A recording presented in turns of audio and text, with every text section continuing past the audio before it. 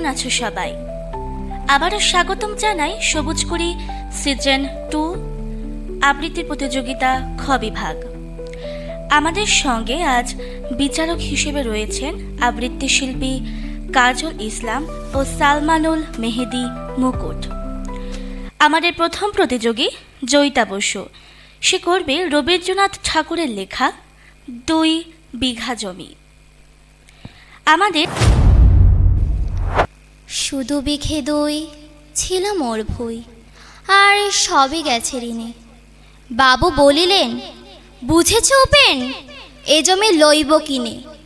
কহিলাম আমি, তুমি ভূস্বামী, ভূমির অন্ত নাই। চেয়ে দেখো মোর আছে বড় জোর, মরিবার মতো ঠাই। শুনি রাজা কহে, বাপু জানো তো হে, করেছে বাগানখানা। পেলে 2 বিঘে প্রস্থে ও দীঘে সমান হইবে টানা, ওটা দিতে হবে। কহিলাম তবে বক্ষে জড়িয়া পানি, সজল চক্ষে করুণ রক্ষে গরিবের ভিটেখানি। সপ্তপুরুষ যেথায় মানুষ, সে মাটি সোনার বাড়া। দৈন্যের দায়ে বেচি বসে মায়ে, হেমনি লক্ষ্মী ছাড়া। আখি করি লাল, রাজা ক্ষণকাল রহিল মৌন ভাবে। কহিলেন শেষে ক্রু হাসি হেসে, আচ্ছা সে দেখা যাবে। পরে মাস দেড়ে ফিটে মাটি ছেড়ে বাহির হইনু পথে। করিল ডিক্রি সকলে বিক্রি, মিথ্যে দেনার ক্ষতে। এ জগতে হাই সেই বেশি চায়, আছে যার ভুরি ভুরি। রাজার হস্ত করে সমস্ত, কাঙালের ধন চুরি। মনে ভাবিলাম মোরে ভগবান রাখিবে না মোহ গর্থে। তাই লিখে দিল বিশ্ব নিখিল 2 বিঘার পরিবর্তে। সন্ন্যাসী বেশে ফিরি দেশে দেশে, হইয়া সাধুর শিষ্য। কত হেরিলাম মনোহর ধাম, কত মনোরম দৃশ্য। ভূদরে সাগরে বিজনে নগরে, যখন যেখানে ভূমি। তবু নিশিদিনে ভুলিতে পারিনি সেই 2 বিঘা জমি। জয়িতা, আমি সবসময় একটা কথা বলি যে কবিতার ভেতরে একটা ছবি থাকে, কবিতার ভেতরে একটা গল্প থাকে। আবৃত্তি শিল্পীর কাজ হলো সেই গল্পটা ফুটিয়ে তোলা, সেই ছবিটাকে ফুটিয়ে তোলা। শ্রোতারা তুমি আবৃত্তি করবে, তারা শুনবে আর সেই দৃশ্যগুলো দেখবে। বাবু মশাই এসে বলছে উপেনকে, বুঝেছ উপেন, এটা সেই ছবিটা কিভাবে সেই বাবু মশাই বলেছিল, এটা শ্রোতারা দেখতে পাবে। ঠিক আছে, তোমারটা সুন্দর হয়েছে, নিশ্চয়ই আগামীতে আরো ভালো হবে। Thank you sir. এবারের প্রতিযোগী নাসিয়া রাজিয়া আহমেদ, সে করবে সুকান্ত ভট্টাচার্যের ছাড়পত্র। যে শিশু ভূমিষ্ঠ হলো আজ রাত্রে, তার মুখে খবর পেলুম সে পেয়েছে ছাড়পত্র এক। নতুন বিশ্বের দ্বারে তাই ব্যক্ত করে অধিকার, জন্মমাত্র সুতীব্র চিৎকারে।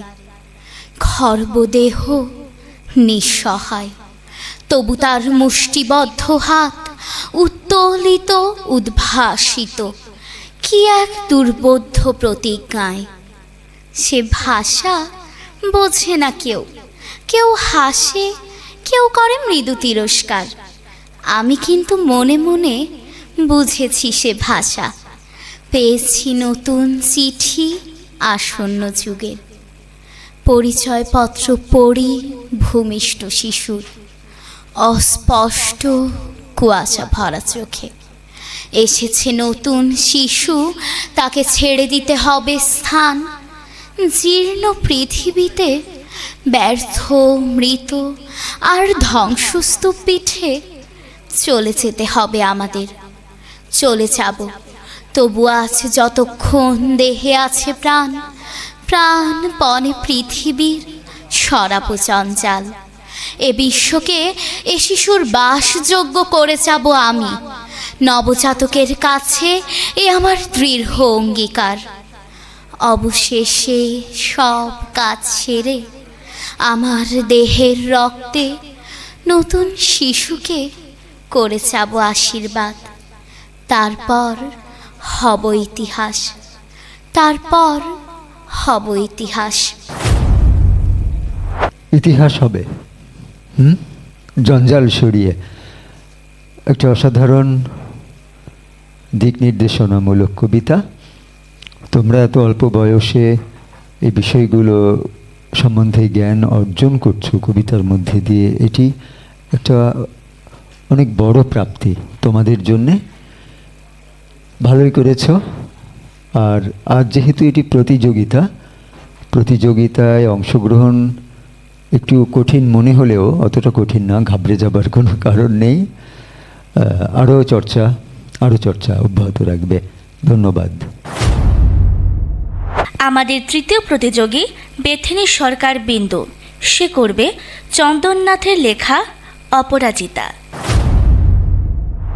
জানো মা, আমি না কবিতা লিখেছি, তোমরা পড়বে কি তা? মার কাছে গিয়ে খাতা মেলে ধরে ছোট্ট অপরাজিতা। রাগী চোখ মেলে মা তাকে বলেন, মাথা কি খারাপ হলো? ছাই পাশ সব না লিখে বরং অঙ্কের খাতা খোলো। গুটি গুটি পায়ে সে গেল বাবার কাছে, কবিতা লিখেছি। ও বাবা, তোমার দেখার সময় আছে? মুখটি না তুলে বললেন বাবা, কবিতা লিখেছ? বেশ, পড়বো তো বটেই, আগে খবরের কাগজটা করি শেষ।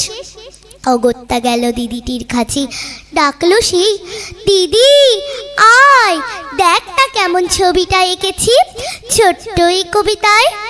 দিদির দু চোখ টিভির পর্দায় ঝলমলে রোশনায়। বলল, কবিতা তুই লিখেছিস? কবিতা না, ওটা ছাই। অপরাজিতার চোখ ছল ছল, বুকে কান্নার ঢেউ। তার লেখা এই প্রথম কবিতা দেখল না পড়ি কেউ। একা ঘরে বসে সামনে তাকালো মালাতে সাজানো ছবি। স্নিগ্ধ দু চোখের রয়েছেন যে সহজ পাঠের কবি। কবিতার খাতা মিলিশি ধরল, ঠোঁট দুটো থর থর। বলল, ঠাকুর কেউ না পড়ুক, তুমি এ কবিতা পড়ো। কি জানি কুকুরে কি যে হয়ে গেল এ কথার সাথে সাথে রবি ঠাকুরের মালা থেকে ফুল ছড়ল সে খাতাটিতে। মনে হলো তার সামনে দাঁড়িয়ে বুঝি রবীন্দ্রনাথ, মাথার উপরে রাখলেন তার আদর মাখানো হাত। বিন্দু, কবিতাটা সুন্দর হয়েছে, তোমার আবৃত্তিটাও সুন্দর হয়েছে, কিন্তু তোমাকে চর্চা করতে হবে। তোমার এখনো অনেকটা পথ বাকি। একটা শিক্ষার্থী কি একবারে ম্যাট্রিক পাস করে? নার্সারি থেকে শুরু করে 1, 2, 3, 4, 5, তাই না? এরকম তিল তিল করে বিন্দু বিন্দু জমিয়ে তোমাকে আরো পূর্ণতা পেতে হবে। অনেক ধন্যবাদ। ধন্যবাদ। এ পর্যায়ে আবৃত্তি নিয়ে আসছে সৃজনী মণ্ডল। ও করবে ভবানীপ্রসাদ মজুমদারের লেখা স্বাধীনতার মানে। যে ছেলেটা বস্তা কাঁধে কাগজ কুড়োয় পাড়ায় পাড়ায়, যে ছেলেটা রোজ বাজারে মুরগি কাটে পালক ছাড়ায়, যে ছেলেটা রেস্তোরাঁতে ধুচ্ছে থালা গেলাস বাটি, যে ছেলেটা সারা জীবন খায় লাথি কিল চর চাটি, ওদের কাছে প্রশ্ন করো, ওরা কি কেউ সত্যি জানে স্বাধীনতা কাকে বলে? স্বাধীনতার সঠিক মানে?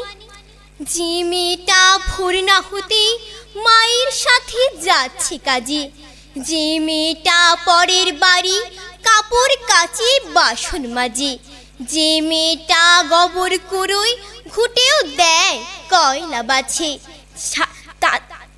যে মেয়েরা সারা জীবন পায় না আদর কারোই কাছে, ওদের কাছে প্রশ্ন করো, ওরা কি কেউ সত্যি জানে স্বাধীনতা দেখতে কেমন?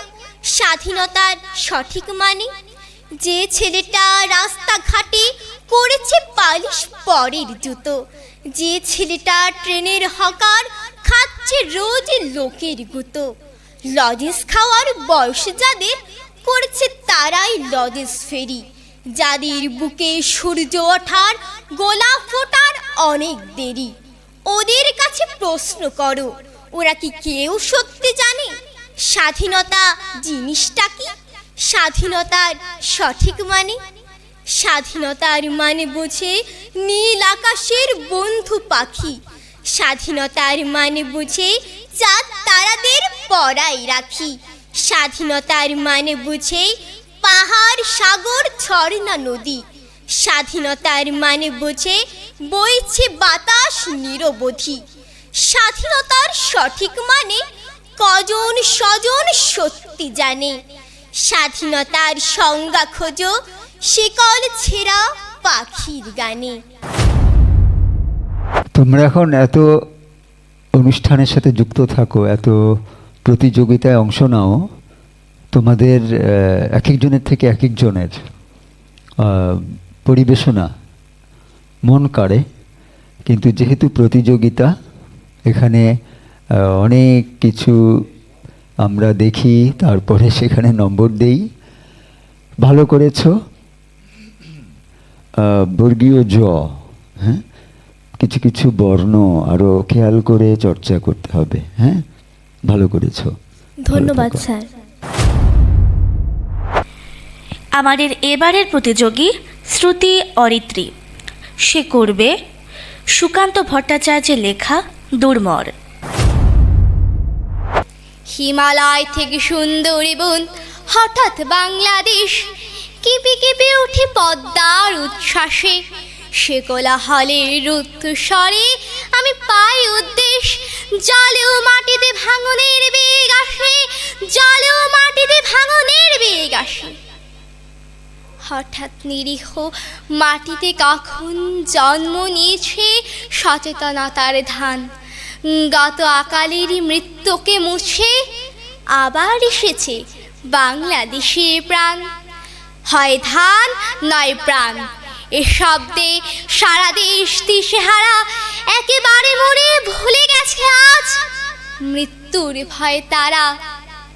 সাবাস বাংলাদেশ, এ পৃথিবী অবাক তাকিয়ে রয়, জ্বলে পুড়ে মরে ছারখার, তবু মাথা নোয়াবারে নয়। এবার লোকের ঘরে ঘরে যাবে সোনালি নায়কো রক্তে রঙিন ধান। দেখবে সকলে সেখানে চলছে দাউ দাউ করে বাংলাদেশের প্রাণ, দাউ দাউ করে বাংলাদেশের প্রাণ। তোমার চোখে মুখে সেই দাউ দাউ করে জ্বলছে দেখতে পেলাম। হ্যাঁ, কবিতার মধ্যে ডুবে যাওয়া খুব জরুরি। তুমি যেটি সুন্দর করে করেছো, মিশে গিয়েছো কবিতার সাথে, ধন্যবাদ তোমাকে। এইরকমভাবে কবিতা চর্চার মধ্যে থাকবে। হ্যাঁ, কবি আল মাহমুদের লেখা নোলক কবিতা নিয়ে আসছে আর্য প্রতিম ঘোষ। আমার মায়ের সোনার নোলক হারিয়ে গেল শেষে, হেথায় খুঁজি হুথায় খুঁজি সারা বাংলাদেশে। নদীর কাছে গিয়েছিলাম, আছে তোমার কাছে? হাত দিও না আমার শরীর ভরা বোয়াল মাছে। বলল কেঁদে তিতাস নদী হরিণ বেড়ের বাঁকে, সাদা পালক বকরা যেথায় পাখ ছড়িয়ে থাকে। জল ছাড়িয়ে দল হারিয়ে গেলাম বনের দিক, সবুজ বনের হরিতটিয়ে করে রে ঝিকমিক। বনের কাছে এই মিনতি ফিরিয়ে দেবে ভাই, আমার মায়ের গয়না নিয়ে ঘরকে যেতে চাই। কোথায় পাবো তোমার মায়ের হারিয়ে যাওয়া ধন? আমরা তো সব পাখ পাখালি বনের সাধারণ। সবুজ চুলে ফুল পিঁধেছি, নোলক পরি না তো। ফুলের গন্ধ চাও যদি নাও, হাত পাতো হাত পাতো। বলে পাহাড় দেখায় তাহার আহার ভরা বুক, হাজার হরিণ পাতার ফাঁকে বাঁকিয়ে রাখে মুখ। এলি খুপা রাত্রি এলেন, ফের বাড়ালাম পা। আমার মায়ের গয়না ছাড়া ঘরকে যাব না। আর্য, তুমি সাবলীলভাবে আবৃত্তি করেছ এবং আবৃত্তির ভিতরে মিশে গিয়েছ, এটাই দরকার। খুব ভালো হয়েছে, ধন্যবাদ আপনাকে। সুকান্ত ভট্টাচার্যের লেখা একটি মোরগের কাহিনী কবিতা নিয়ে আসছে ঋতিজা পাল হিয়া। একটি মোরগ হঠাৎ আশ্রয় পেয়ে গেল বিরাট প্রাসাদের ছোট্ট এক কোণে, ভাঙা প্যাকিং বাক্সের গাদায়, আরও 2-3টি মুরগির সঙ্গে। আশ্রয় যদিও মিলল, উপযুক্ত আহার মিলল না। সুতীক্ষ্ণ চিৎকারে প্রতিবাদ জানিয়ে গলা ফাটালো সেই মোরগ ভোর থেকে সন্ধে পর্যন্ত। তবুও সহানুভূতি জানালো না সেই বিরাট শক্ত ইমারত। তারপর শুরু হলো তার আস্তাকুড়ে আনাগোনা। আশ্চর্য, সেখানে প্রতিদিন মিলতে লাগলো ফেলে দেওয়া ভাত, রুটির চমৎকার প্রচুর খাবার। তারপর এক সময় আস্তাকুড়েও এলো অংশীদার। ময়লা, ছেঁড়া, ন্যাকড়া পড়া 2-3টে মানুষ। কাজেই দুর্বলতর মোরগের খাবার গেল বন্ধ হয়ে। খাবার খাবার খানিকটা খাবার। অসহায় মোরগ খাবারের সন্ধানে বারবার চেষ্টা করলো প্রাসাদে ঢুকতে। প্রত্যেকবারই তাড়া খেলো প্রচণ্ড। ছোট্ট মোরগ ঘাড় উঁচু করে স্বপ্ন দেখে প্রাসাদের ভেতর রাশি রাশি খাবার। তারপর সত্যি সে একদিন প্রাসাদে ঢুকতে পেল। একেবারে সোজা চলে গেল ধপধপে সাদা দামি কাপড়ে ঢাকা খাবার টেবিলে। অবশ্য খাবার খেতে নয়, খাবার হিসেবে। হিয়া, তোমাকে ধন্যবাদ। তুমি খুব সুন্দর করেছো আবৃত্তিটি। আর তোমার কণ্ঠ, মানে তুমি কি খুব চিৎকার করো সারাদিন নাকি? কণ্ঠটা বেশ আরেকটু খেয়াল রাখবে, কণ্ঠের দিকে যত্ন নিতে হবে। হ্যাঁ, ভালো থাকবে। ধন্যবাদ। কবি বুদ্ধদেব বসুর লেখা নদীর স্বপ্ন কবিতা নিয়ে আসছে হৃদিশা রায় বৃন্দা। কোথায় চলেছ? এদিকে এসো না, দুটো কথা শোনো দেখি। এই নাও, এই চকচকে ছোট নতুন রূপোর সিকি। ছোকানুর কাছে দুটো আনি আছে, তোমায় দিচ্ছি তাও। আমাদের যদি তোমার সঙ্গে নৌকোয় তুলে নাও, নৌকো তোমার ঘাটে বাঁধা আছে, যাবে কি অনেক দূরে। পায়ে পড়ি মাঝি, সাথে নিয়ে চলো মোরে আর ছোকানুরে। আমার চেনো না, আমি যে কানাই, ছোকানু আমার বোন। তোমার সঙ্গে বেড়াবো আমরা মেঘনা পদ্মা। শোনো, মা এখন ঘুমিয়ে আছেন, দিদি গেছে স্কুলে। এই ফাঁকে মোরে আর ছোকানুরে নৌকোয় নাও তুলে। কোনো ভয় নেই, বাবার বকুনি তোমায় হবে না খেতে। যত দোষ সব আমার, আমি একা নেব মাথা পেতে। কিচ্ছু ভেবো না, মোরা বেশি ভারী নই, কোনো জিনিস নেব না সঙ্গে, কেবল ঝন্টু আর বই। চমকালে কেন? ঝন্টু পুতুল, ঝন্টু মানুষ নয়। একা ফেলে গেলে ছোকানুরে ভেবে কাঁদিবে ও নিশ্চয়। অনেক রঙের পাল আছে মাঝি, বেগুনি, বাদামি, লাল, হলদেও, তবে সেটা দাও আজ, বেগুনিটা দিও কাল। সবগুলো নদী দেখাবে কিন্তু, আগে পদ্মায় চলো। দুপুরের রোদে ঝলমল জল, বয়ে যায় ছলো ছলো। শুয়ে শুয়ে দেখি অবাক আকাশ, আকাশ মস্ত বড়। পৃথিবীর সব নীল রং বুঝি সেখানে করেছে জড়ো। ঝাঁকে ঝাঁকে বেঁকে ওই দেখো, পাখি উড়ে চলে যায় দূরে। উঁচু থেকে ওরা দেখিতে কি পায়, মোরে আর ছোকানুরে। ওটা কি জেলের নৌকো? তাই তো, জাল টেনে তোলা দায়। রূপলি নদীর রূপলি ইলিশ, ইস চোখে ঝলসায়। তুমি আর কি কি শেখো? আমি গান শিখছি আর আবৃত্তি। আবৃত্তি খুব ভালো লাগলো শুনে, সব কিছু মিলিয়ে খুবই ভালো করেছ। এইভাবেই এই বিষয়গুলোকে সাথে নিয়েই তুমি চলবে, এমনটাই কামনা করছি এবং প্রত্যাশা। ধন্যবাদ তোমাকে। আমাদের এবারের প্রতিযোগী নয়না মণ্ডল নদী। সে করবে রবীন্দ্রনাথ ঠাকুরের লেখা সোনার তরী। গগনে গরজে মেঘ, ঘন বর্ষা, কুলে একা বসে আছি নাহি ভরসা। রাশি রাশি ভাড়া ভাড়া ধান কাটা হলো সারা। ভরা নদী খুঁড়ো ধারা খর পরশা। কাটিতে কাটিতে ধান এলো বরষা। একখানি ছোট ক্ষেত আমি একলা, চারিদিকে বাঁকা জল করিছে খেলা। পরপারে দেখি আঁকা তরু ছায়া মসি মাখা। গ্রাম খানি মেঘে ঢাকা প্রভাত বেলা। এপারেতে ছোট ক্ষেত আমি একলা। গানি গে তরিবে কে আসে পারে,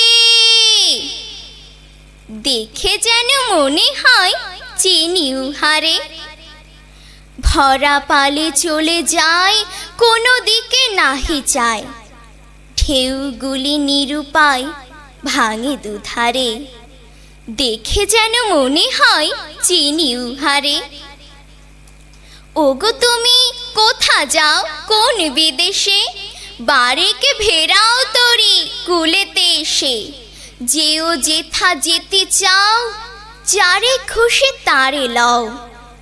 শুধু তুমি নিয়ে যাও ক্ষণিক হেসে, আমার সোনার ধান কুলেতে এসে। যত চাও তত লও তরুণী পরে, আর আছে আর নাই দিয়েছি ভরে। কি ভয় লাগছে?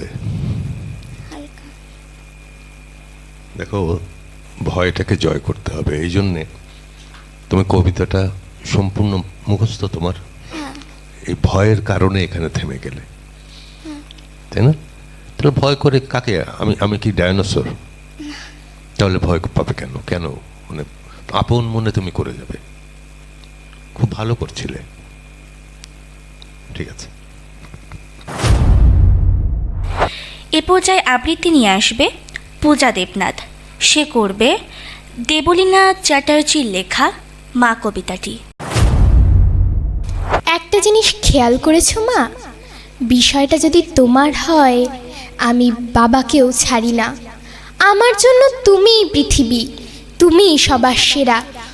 আজও দু কদম হাঁটতে পারি না তোমার উপদেশ ছাড়া। তোমার আদর্শে গড়েছি নিজেকে, আজও গড়ি দ্বিধাহীন। প্রার্থনা করি সেই আদর্শেই যেন বেঁচে থাকি চিরদিন। আমি সুন্দরী কেন জানো তো মা, এই কথাটির থেকে তোমার মতন দেখতে হয়েছি, এটাই বেশি ভালো লাগে। তোমার মতনই শাড়ি ভালোবাসি, 3 বেলা ভাত খাই। তোমার মতনই কাজের ফাঁকেতে মনে গান গাই। গ্যাস কমিয়ে মাংস কষাই, তবু তোমার মতো হয় না। কেন জানো তো মা, তোমার হাতের রান্নার সেই গন্ধটা পাওয়া যায় না। তোমার মতনই জোড়া ভুরু রাখি, এলো খোপা করি চুলে। এত কিছু করি শুধু তোমার মতো হতে চাই বলে। বেশ কবছর আগে আমায় সুশিক্ষা দেবে বলে নারী নীতি বলে একখানি বই কিনে দিয়েছিলে। পড়েও ছিলাম কয়েক পাতা, বাকিটা দিয়েছি ছেড়ে। দুপাতা পড়েই মনে হয়েছিল কি করব এটা পড়ে। বই না পড়ায় আমার উপর বেশ রেগেছিলে তুমি, জিজ্ঞাসাও করেছো, যদিও সেদিন কিছুই বলিনি আমি। কি বলবো মা, কি পড়বো আমি ওই কটা কাগজের ভাঁজে? আসল নারী তো বিরাজ করছে আমার মায়ের মাঝে।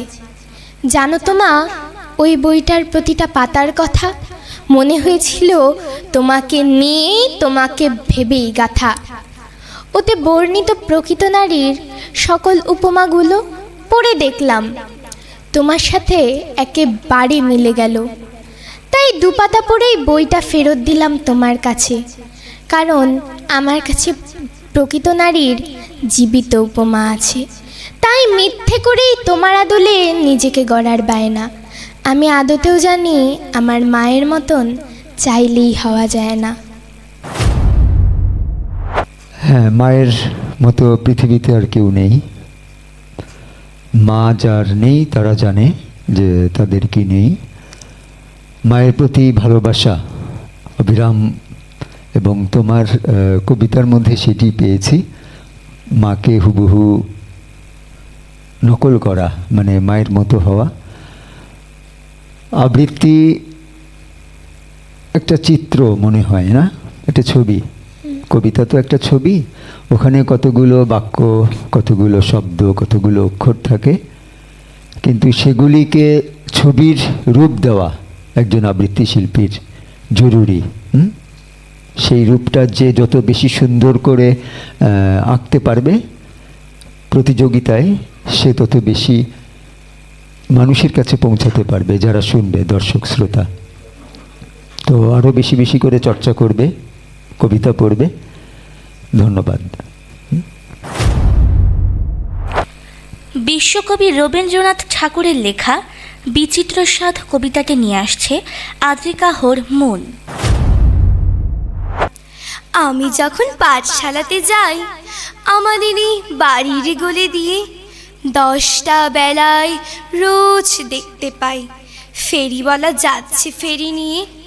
চুরি চাই, চুরি চাই, সে হাকি, চিনির পুতুল ঝুড়িতে তার থাকে।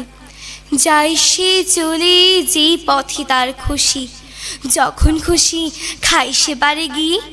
10টা বাজে, 10:30 বাজে, নাইকো তারা, হয় বা পাছে দেরি। ইচ্ছে করে সেলিট ফেলে দিয়ে অমনি করে বেড়াই নিয়ে ফিরি। আমি যখন হাতে মেখে কালি ঘরে ফিরি 4:30 বাজে। কোদাল দিয়ে মাটি কোপাই মালি বাবুদের ওই ফুল বাগানের মাঝে। কেউ তো তারে মানা নাহি করে, কোদাল পাচ্ছে পরে পায়ের পরে।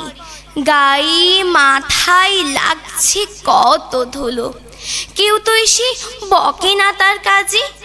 মাটারে তো পরায় না সাফ জামা, ধুয়ে দিতে চায় না ধুলোবালি। ইচ্ছে করে আমি হতেম যদি বাবুদের ওই ফুল বাগানের মালি। একটু বেশি রাত না হতে হতে মা আমারে ঘুম পড়াতে চায়। জানলা দিয়ে দেখেছে পথে পাগড়ি পরে পাহারাওয়ালা যায়। আধার গলি, লোক বেশি না চলে, গ্যাসের আলো মিটমিটিয়ে জ্বলে।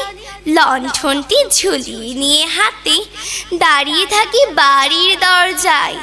রাত হয়ে যায় 10টা 11টা, কেউ তো কিছু বলে না তার লাগে। ইচ্ছে করে পাহারাওয়ালা হয়ে গলির ধারে আপন মনে জাগি। একটু ভয় পেয়েছো কেন? তুমি যতটুকু পারো আমি বিশ্বাস করি যে তুমি এর থেকে আরো ভালো পারো, কিন্তু এই ভয়টা জন্যে তোমার কণ্ঠেই বোঝা যাচ্ছে। কোনো কিছু পারফর্ম করতে গেলে কখনো ভয় পাবে না। এর জন্য একটা বুদ্ধি দিয়ে দিই। পারফর্ম করার আগে বুক ভরে একবার শ্বাস নেবে, আবার আস্তে করে সেই শ্বাসটা ছাড়বে, কিন্তু সেটা যেন পূর্ণ মাত্রায় হয়। এমনিতে খুব ভালো করেছো, ধন্যবাদ। ধন্যবাদ। আবু জাফর ওবায়দুল্লাহর লেখা কোনো এক মাকে কবিতাটি নিয়ে আসছে অদ্রিতা মহলদার। কুমড়ো ফুলে ফুলে নুয়ে পড়েছে লতাটা, সজনে ডাঁটায় ভরে গেছে গাছটা, আর আমি ডালের বড়ি শুকিয়ে রেখেছি। খোকা, তুই কবে আসবি, কবে ছুটি? চিঠিটা তার পকেটে ছিল, ছেঁড়া আর রক্তে ভেজা। মাগো, ওরা বলে সবার কথা কেড়ে নেবে, তোমার কোলে শুয়ে গল্প শুনতে দেবে না। বলো মা, তাই কি হয়? তাই তো আমার দেরি হচ্ছে। তোমার জন্য কথার ঝুড়ি নিয়ে তবেই না বাড়ি ফিরবো।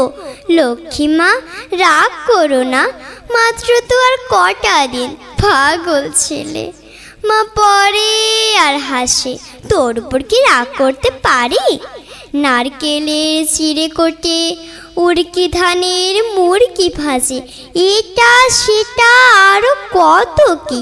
তার খোকা যে বাড়ি ফিরবে, ক্লান্ত খোকা। কুমড়ো ফুল শুকিয়ে গেছে, ঝরে পড়েছে ডাঁটা, পুঁই লতাটা নেতানো। খোকা এলি? ঝাপসা চোখে মা তাকায়। উঠোনে উঠোনে যেখানে খোকা সব শকুনিরা ব্যবচ্ছেদ করে। এখন মার চোখে চৈত্রে রোদ পুড়িয়ে দেয় শকুনিদের। তারপর দাওয়ায় বসে মা আবার ধান ভানে, বিন্নি ধানের খই ভাজে। খোকা তার কখন আসে, কখন আসে? এখন মার চোখে শিশির ভোর, স্নেহের রোদে ফিকে ভরেছে। ধন্যবাদ। ছেলে আর মায়ের মা অপেক্ষা করছে ছেলের জন্যে। ছেলে কোথায় গিয়েছে? মুক্তিযুদ্ধে।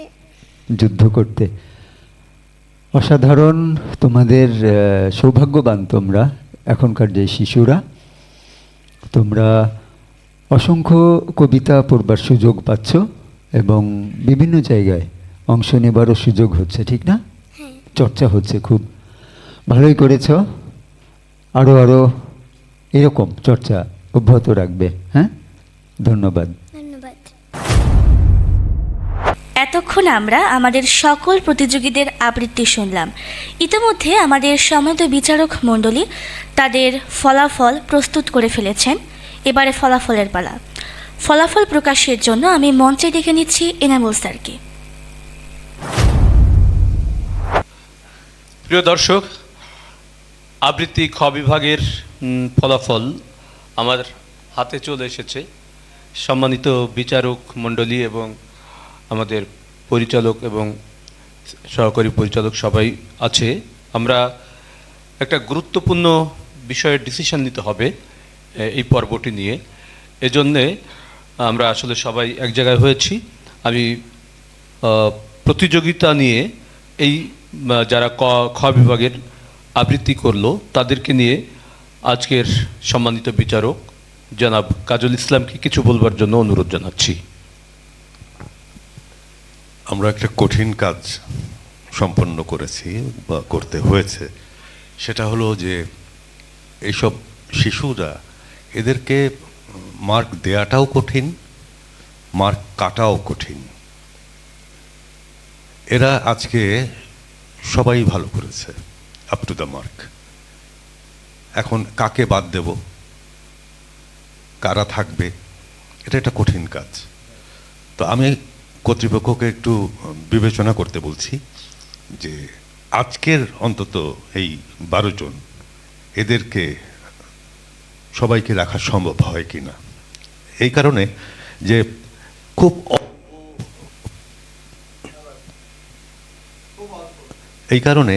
যে খুব অল্প মার্কের ব্যবধান আছে।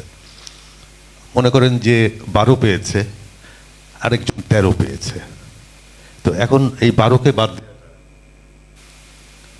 12কে বাদ দেওয়াটা একটু কষ্ট। তো এটা সম্ভব কি না একটু বিবেচনা করে দেখবেন। সবাই খুব ভালো করেছে।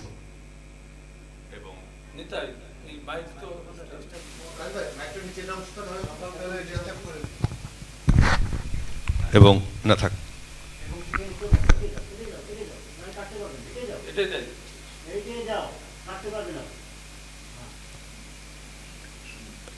এবং এদেরকে কিন্তু সবাই হয়তো শেখে, কিন্তু গ্রুমিং একটা ব্যাপার। ক্যামেরার সামনে এতগুলো লাইটিংয়ের সামনে কথা বলতে হয়, মাইক্রোফোনের ব্যবহারটা কিভাবে করতে হয়, এর উপরে একটা প্রশিক্ষণও দরকার আছে।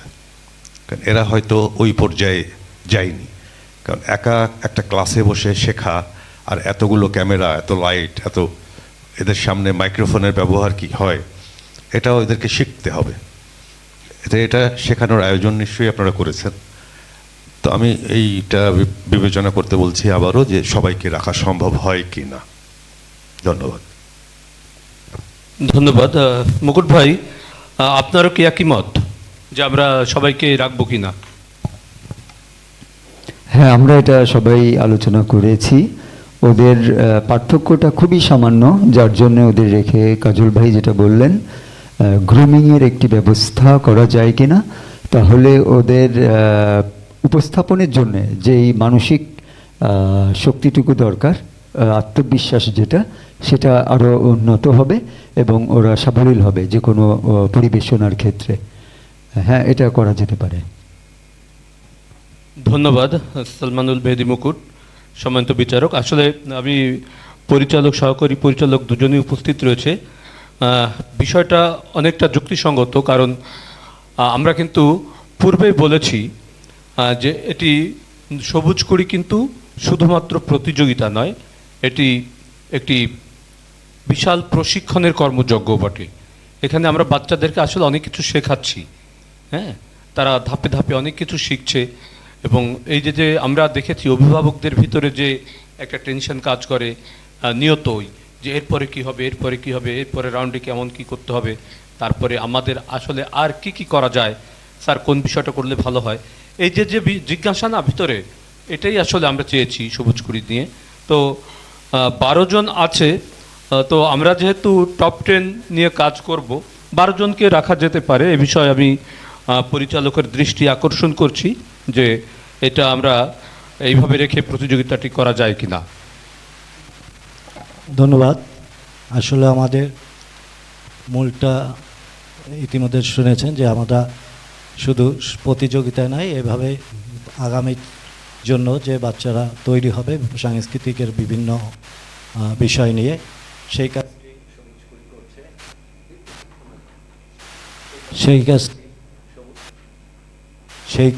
সবুজ কুড়ি করছে।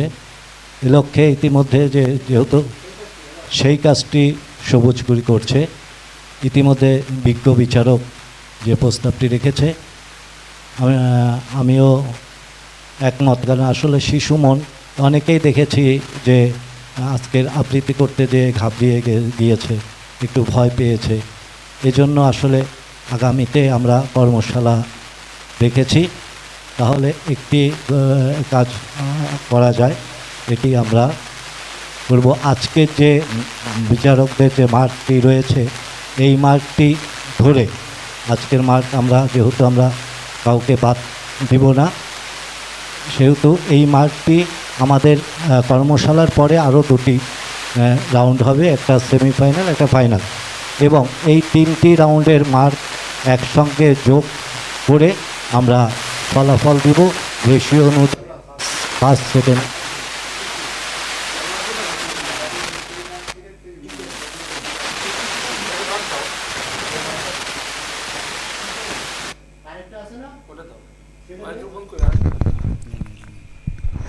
আচ্ছা কোন রাতে আসবো না, একটু যে আমি একটু আগের থেকে আসো, মানে আমি সবার সাথে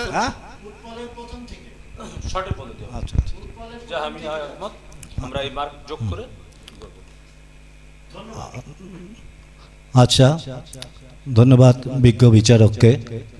ইতিমধ্যে বিচারকরা আমাদের একটি মতামত দিয়েছে। আসলে শিশু মনে আমরাও দুঃখ দিতে চাই না, তারপরেও আমাদের বাদ দিতে হয়। যেহেতু 12 জন রয়েছে, আমরা এখান থেকে যেহেতু আজকের কাউকে যদি বাদ না দেই, এই মার্কটি আজকে যারা নম্বর পেয়েছে এই মার্কটি আমরা সংরক্ষিত করব। এই মার্কের সঙ্গে আগামীতে আমরা একটি কর্মশালার আয়োজন করব। এই কর্মশালার পরে এদের আর 2টি রাউন্ড হবে, একটি সেমিফাইনাল একটা ফাইনাল। ওই 2টি রাউন্ডের মার্ক একসঙ্গে যোগ করে প্রথম দ্বিতীয় তৃতীয় নির্ধারণ হবে এবং রেশিও অনুযায়ী আমরা টপ 7 বা টপ 5 বা টপ 10 যাই হোক না কেন আমরা পূর্বের ঘোষণা অনুযায়ী রেশিও অনুযায়ী রাখব, তাদেরকেও পুরস্কৃত করব। এটাই আমরা সিদ্ধান্ত, একমতে আমরা সিদ্ধান্ত গ্রহণ করলাম। তাই তোমাদের জন্য সুখবর, আমরা কাউকেই বাদ দিচ্ছি না, 12 জনকেই রেখে বাকি 2টি পর্ব আমরা শেষ করব। ফাইনাল পর্যন্ত সবাই যাবে। ধন্যবাদ সকলকে।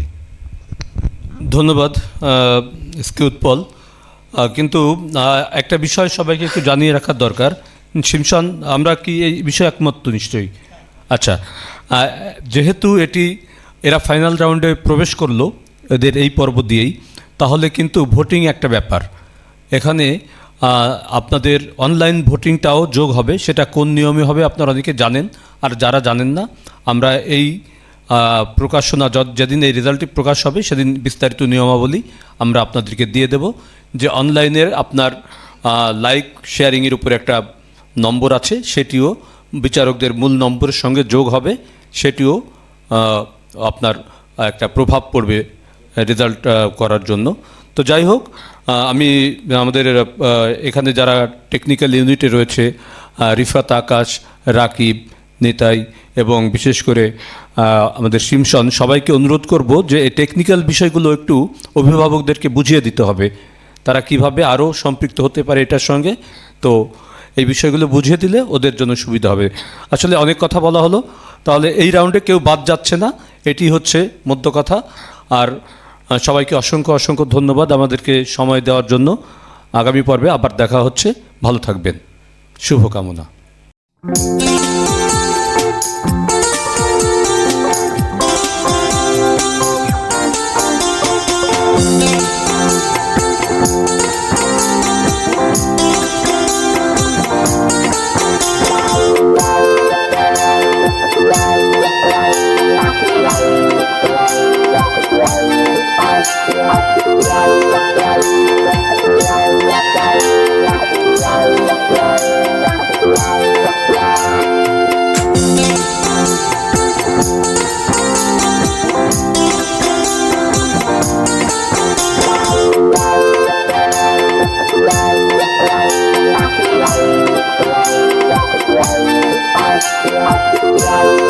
Wow.